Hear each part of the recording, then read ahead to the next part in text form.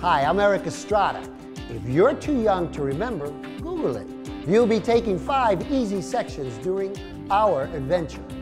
I'll be teaching you amazing ways to stay safe on the road. So sit back and relax as me and my funny friends help you to be a safer driver. Welcome to Section 1. This section is called Rules of the Road and is broken down into 5 parts. Part 1. There are new traffic laws passed almost every year in addition to many changes made to old traffic laws. You will find these laws throughout the reading material as you proceed through the course. However, now, we will briefly discuss the most recent changes to the traffic laws and the reasons behind them. New DMV laws for 2017. Use of electronic wireless devices.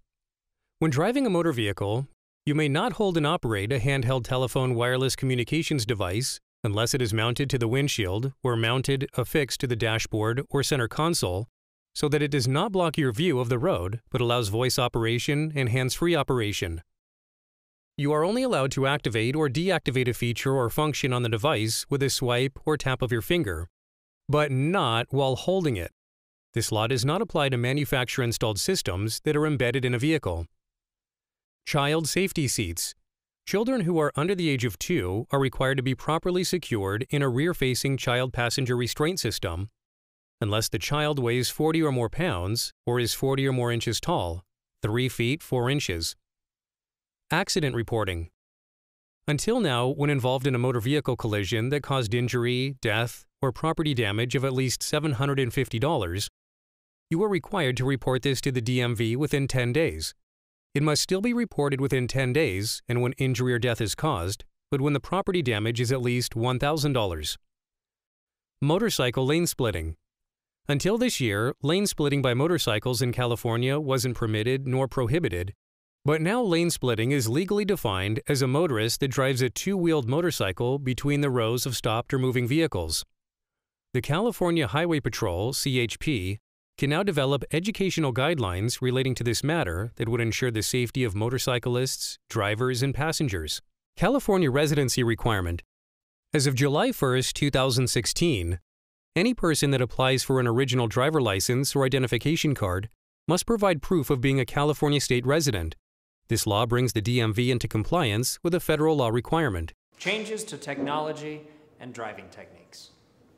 Everywhere you look and everywhere you go, there are cell phones. An increased reliance on cell phones has led to a rise in the number of people who use the devices while driving. Unfortunately, this change in technology can affect our driving techniques negatively. The dangers associated with driving and cell phone use include handling and talking on the phone, text messaging, and using the internet, all of which jeopardize the safety of the vehicle's occupants, pedestrians, and anyone else around.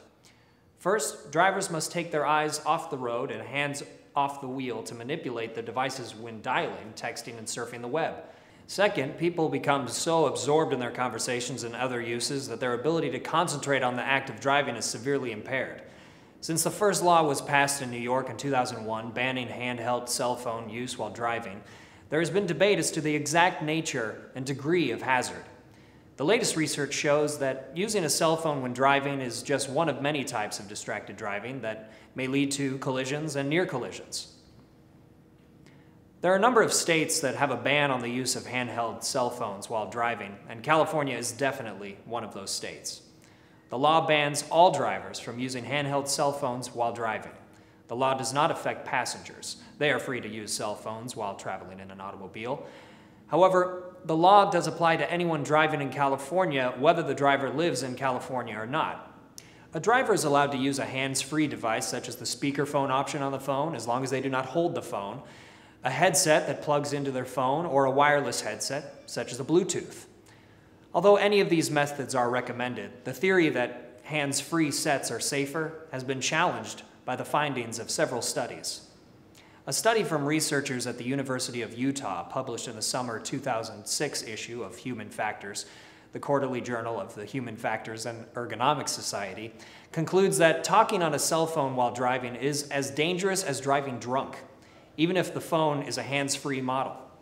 An earlier study by the researchers at the university found that motorists who talked on hands-free cell phones were 18% slower in braking and took 17% longer to regain the speed they lost when they braked.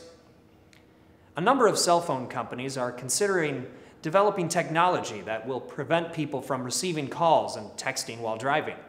The technology is intended to limit dangerous distractions by temporarily interrupting service so that people do not answer their phones when they are behind the wheel. One carrier has already introduced a service that automatically disables rings and alerts and sends calls to voicemail when phones are in a moving car. Some safety advocates said that it is unclear whether consumers would avail themselves of the technologies or whether the technologies would be effective. The safest thing to do is to just not use your cell phone at all while driving, or pull over to the side of the road safely and stop to use it. We will discuss this matter in further detail later on in the course. Here are the reasons for traffic laws. What is traffic? The reason for traffic laws are for the safety of everyone on the road and to keep order and movement in traffic. Traffic on roads may consist of pedestrians, ridden or herded animals, vehicles, streetcars, and other conveyances, either singly or together, while using the public way for purposes of travel. Travel laws are the laws which govern traffic and regulate vehicles, while rules of the road are both the laws and the informal rules that may have developed over time to facilitate the orderly and timely flow of traffic. Organized traffic generally has well-established priorities, lanes, right-of-way, and traffic control at intersections. Traffic is formally organized in many jurisdictions with marked lanes, junctions, intersections, interchanges, traffic signals, or signs. Traffic is often classified by type: heavy motor vehicle, for example, a car or a truck, other vehicle like a moped or bicycle, and a pedestrian. Different classes may share speed limits and easement or may be segregated. Some jurisdictions may have very detailed and complex rules of the road, while others rely more on drivers' common sense and willingness to cooperate. Organization typically produces a better combination of travel safety and efficiency. Events which disrupt the flow and may cause traffic to degenerate into a disorganized mess include road construction, collisions, and debris in the roadway. On particularly busy freeways, a minor disruption may persist in a phenomenon known as traffic waves. A complete breakdown of organization may result in traffic jams and gridlock. Let's talk about traffic history. When cars became popular, local governments established traffic laws to limit collisions with horse-drawn wagons and ensure safety. The mandatory registration of automobiles was one of the first traffic regulations in the United States. New York became the role model in 1901 by being the first state to require that automobile owners register their vehicles. By 1920, license plates were mandatory in all states. It took longer for the states to require a driver's license. In 1935, there were just 39 states that issued the licenses and only a few tested applicants. Before the 1930s, most drivers received their training from automobile salesmen, nonprofit organizations such as the YMCA, family members, and friends. Soon, however, driver's education was provided in high schools. It did not take cars long to clog the streets, and cities to begin setting speed limits, installing traffic lights, designing one-way streets, and adding parking meters. Yet, it did take drivers longer to start obeying these laws. The book Rules of the Road was written by William P. Eno in 1903. Eno, the father of traffic safety, introduced many road regulations, such as the need for slow traffic to remain to the right and cars to pass only on the left, as well as one-way streets, crosswalks for pedestrians, stop signs, and safety islands. He believed that stoplights would never work and police would always be necessary at intersections. Ironically, he had his chauffeur drive him around. Traffic laws now make up a major part of most state regulations. Their main purpose is to improve unsafe driving and to provide education to bad drivers. Research shows that most people will obey the traffic laws even when they hit a red light at 3 a.m. and there is not another car in sight.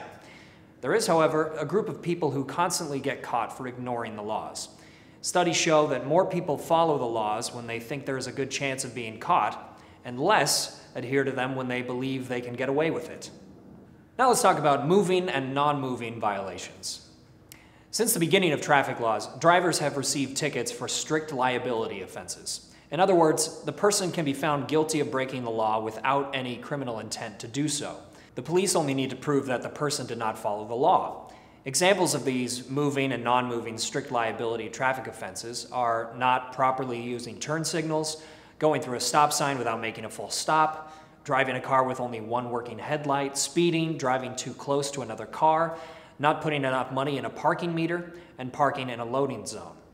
In most cases, except for instances such as driving under the influence and a hit and run, the driver does not have to go to criminal court. Fines can be large, however, for offenses such as speeding, and a driver may lose his or her license after accumulating a number of points for traffic violations. Different laws per state. Because traffic laws are set by the cities and states, they may differ considerably from one state border to another. When renting a vehicle in another state, find out if there are any unique driving regulations. For example, although numerous states have passed a law that mandates wearing seatbelts at risk of being ticketed, other states have not been this strict. Seatbelt regulations can be divided into primary and secondary categories. The primary rulings allow police officers to ticket drivers and passengers for not wearing seatbelts, even if no other traffic law has been broken. States with secondary seatbelt laws say that police officers can give tickets for seatbelt non-compliance only if the drivers are cited for another offense. 30 states have primary laws, 19 have secondary laws, and New Hampshire has no seatbelt law at all for adults, but a primary one for children younger than 18. Hey everybody, I'm Greg, one of your hosts. First of all, to drive safely, you must follow many rules and laws. Driving rules tell you where and when you can drive. They're not only for informational purposes, but more importantly, for your safety. Traffic signs can come in all shapes and sizes. Now let's talk about warning signs. Many road signs warn you to slow down and watch for hazards ahead. Most warning signs are yellow and shaped like a diamond and must always be obeyed. Some common warning signs are crossroads, or another road crosses yours up ahead. There is a traffic signal ahead. There is another lane of traffic merging with your lane ahead. There is a pedestrian crosswalk ahead and the pedestrian has the right of way. The right lane ends ahead.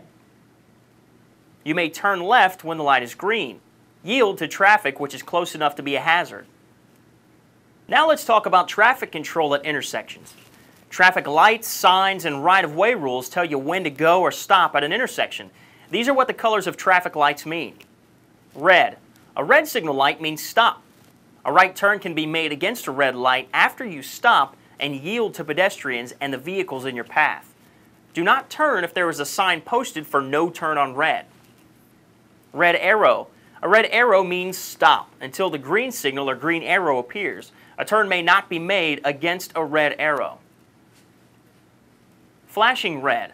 A flashing red signal light means exactly the same as a stop sign, namely, stop. After stopping, proceed when safe, observing the right-of-way rules. Yellow. A yellow signal light warns you that the red signal is about to appear. When you see the yellow light, you should stop if you can do so safely. If you can't stop, look out for vehicles that may enter the intersection when the light changes. Flashing yellow. A flashing yellow signal light warns you to be careful, slow down, and be especially alert. Yellow arrow. A yellow arrow means the protected turning time period is ending. Be prepared to obey the next signal, which could be the green or red light or the red arrow. Green.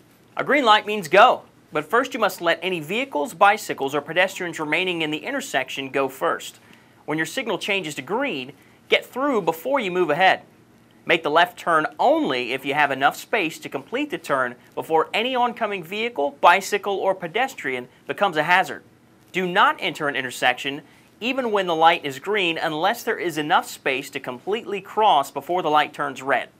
If heavy traffic causes you to block traffic, you can be cited. Green arrow. A green arrow means go, but first you must yield to any vehicle, bicycle, or pedestrian still in the intersection. The green arrow pointing right or left allows you to make a protected turn. Oncoming vehicles, bicycles, and pedestrians are stopped by a red light as long as the green arrow is lighted. Traffic signal blackout. If all traffic signal lights are not working because of an electrical power failure, you must stop at the intersection and then proceed when you know other turning and approaching vehicles, bicycles, or pedestrians will also be stopping. A blacked out traffic signal is the same as a stop sign, controlled intersection in all directions. Now here are some pedestrian signals. Many street crossings have pedestrian signals that show the words walk and don't walk, or show a walking person in white and a raised hand in orange. Pedestrian signals direct pedestrians while crossing the street. The walk or walking person appears when it is legal to start crossing. When the don't walk or raised hand appears, you may not start across the street. The flashing signal means you should not begin to cross. You may not have enough time to make it to the other side before vehicles start moving across your path. If the flashing starts after you have already started to cross, you may finish crossing the street. At many traffic signals, you need to push the pedestrian push button once to receive the walk or walking person signal. At a crossing where there are no pedestrian signals, pedestrians must obey the red, yellow, or green signal lights. This is the end of Part 1.